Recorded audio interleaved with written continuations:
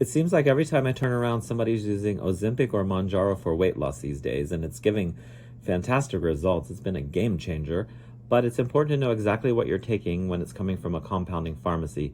This is semaglutide, which is also the same as Ozempic or Wegovy, and you want to look at the bottle and the label on the top blue line for this pharmacy, semaglutide / cyanocobalamin, which they've mixed a B12 in with it, and then pay attention to the milligrams. The first one, 5 milligrams, is the semaglutide / 2.5 milligrams is cyanocobalamin, and then it's in 2 milliliters. So always keep your strength handy in case you need to let one of your doctors know what you're taking. Let's talk about how to do an injection. Pharmacies will send different types of syringes and needles to patients. For instance, the most common is an insulin syringe, as you see here in the package. You're going to want to open it and keep it sterile. So when you do get it, you're going to want to peel it open from the end. And once you peel it open, you're going to remove the syringe, and it has usually a cap on one end. If there is, take the cap off. And then this side has your needle covered. And then that's what you're going to insert into the bottle after you clean the top of bottle with alcohol. Now I'd like to talk about how to dose the medication. So your doctor's going to tell you how much to inject. It might be 0.25 milliliters, it could be 0.5 milliliters, it could be 1 milliliter. 0.25 milliliters is the same thing as 25 units on an insulin syringe. And since that's the most commonly dispensed injection, let's talk about how that looks. So on this insulin syringe, the maximum you can get to is 30. So you're going to pull it up to the 25, which is the same thing as 0.25 milliliters. On this syringe, it goes up to 50, so your 25 is going to be right here in the middle. And then this syringe goes to 100 units, so 25 is marked out here. And then on this syringe, it doesn't have a needle attached, so you would need one, but 25 units or 0.25 milliliters is going to be down here. So they all look a little different, so just pay very careful attention to how much you draw on your syringe.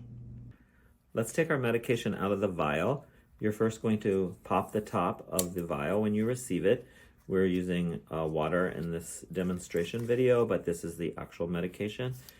You're going to take your insulin syringe. I always recommend that you prime the syringe a little bit. Then you take an exposure needle. You're going to clean the top of the bottle with alcohol if it's not the first time you're using it. Always clean the top with alcohol. And then you're going to go ahead and carefully put your needle in through the plunger, the stopper, and it's a very thin needle, so you want to be careful. And then I recommend that you turn the bottle upside down, and then you're going to draw out your solution by pulling down on this plunger. And you can see I have one little tiny air bubble in there, which is not critical, but you can push it back in and start over. And usually that will get rid of any air bubbles.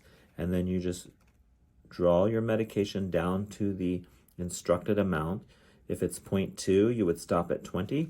If it's 0.25, you would stop at 25. If it's 0.3, you would stop at 30. Now that we've drawn the medication into the syringe, and in this case I've drawn 15 units, which is 0.15 milliliters, you're going to take off your cap and have your needle there, and then you're going to use the alcohol swab again. Pinch the skin in the area where you want to do an injection. And I tell patients the harder you pinch the skin, the less you feel.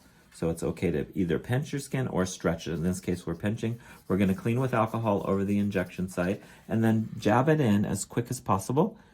And then you just depress the plunger until you've dispensed all the medication.